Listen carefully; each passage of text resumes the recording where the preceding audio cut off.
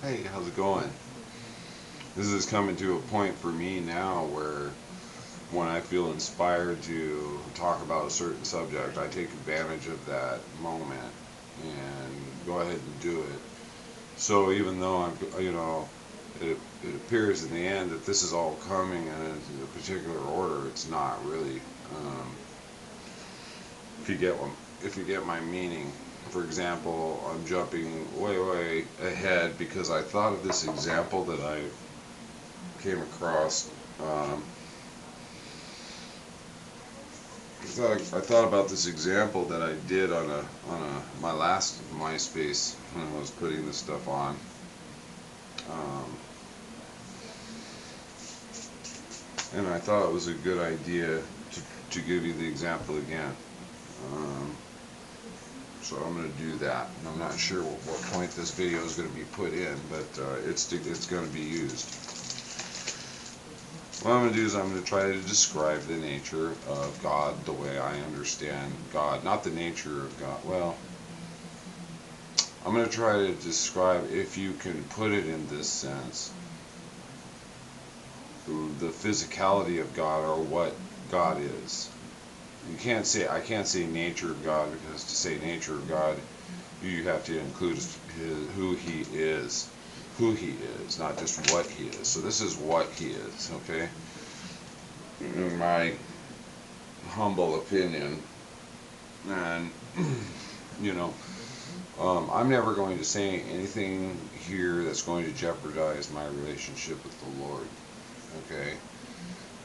Anything that I say here is very about where the Lord is concerned, where any of this stuff is concerned. As a matter of fact, I'm a God-fearing man.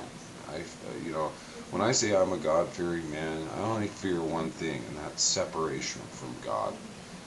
That's slowing down. Anything that slows down the progression of my relationship with God scares me. Because I've had it tasted, a pretty good long taste of what it's like to walk with God, to have God in my life. And when I say that, I'm talking about an actual interactional personal relationship with God. Okay? It's a two-way relationship. It's not one way. It's not mystical. Okay?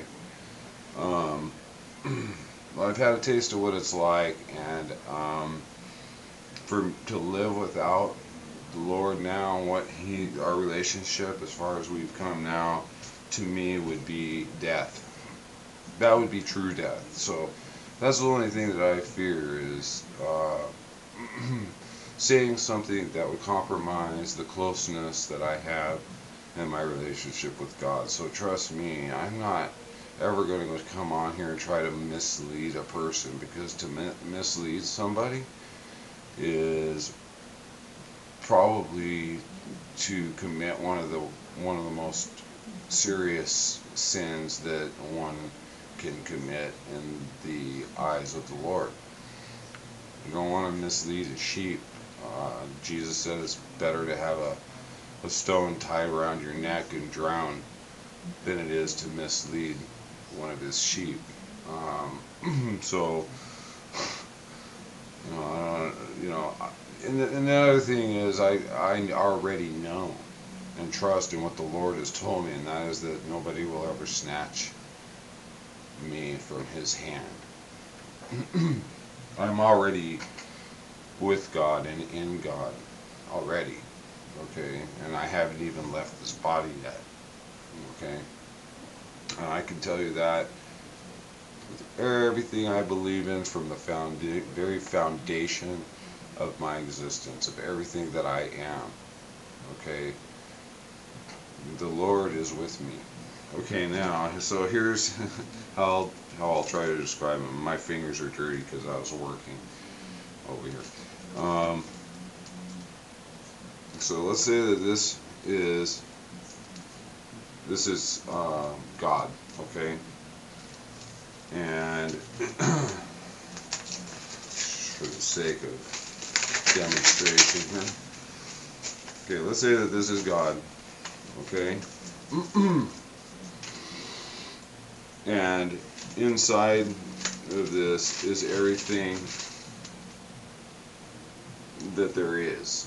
everything that we comprehend or we are capable of thinking of that is in existence. Anything that exists is within here. And this is God. Okay? So everything that's in existence, okay, is essentially God. Okay?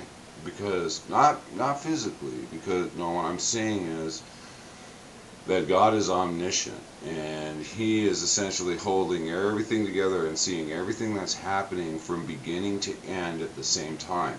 So God operates within here. This is the beginning and this is the end. Okay? God operates within here. He can go and jump from here to here. You can do something here, okay, and bypass it and see the outcome of it here, okay, before he even does it. Okay? So God operates through here. He's not like us where we can only operate like this. In a forward progression through time and space as we know it. Okay? That's not how God operates. Now, this part right here never ends. It just keeps going. That's eternity. Okay? This part right here never ends. It keeps going. It's eternity. And this part never ends. It keeps going. It's eternity. This was the beginning, right? Well, what was this then? Okay? Or what was before this? What was over here? The beginning. Okay? But don't forget, the beginning is God. God describes himself as the Alpha and the Omega, the beginning and the end. So that means that what this was before this, the beginning, God. But what was for that? Before that, the beginning, God. Okay? Before that, the beginning. So God is the beginning of the beginning of the beginning of the beginning of the most fundamental beginning of anything that you could ever possibly comprehend. You can't go to the beginning, can you? It's impossible. And you can't go to the end, can you? Okay, so it's not something that you're capable of comprehending, beginnings or ends.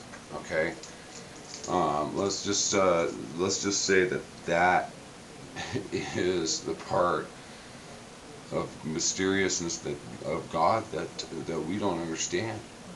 Okay, now the other thing is that this never ends, of course, and this never ends. That's eternity. So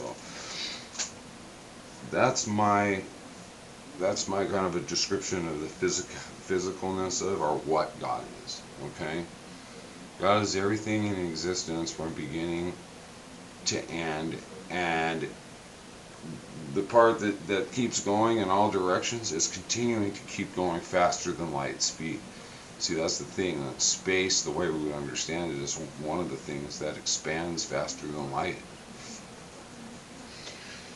So, I mean, it's all really, really difficult to comprehend, but that's my analogy of what, how you might be able to perceive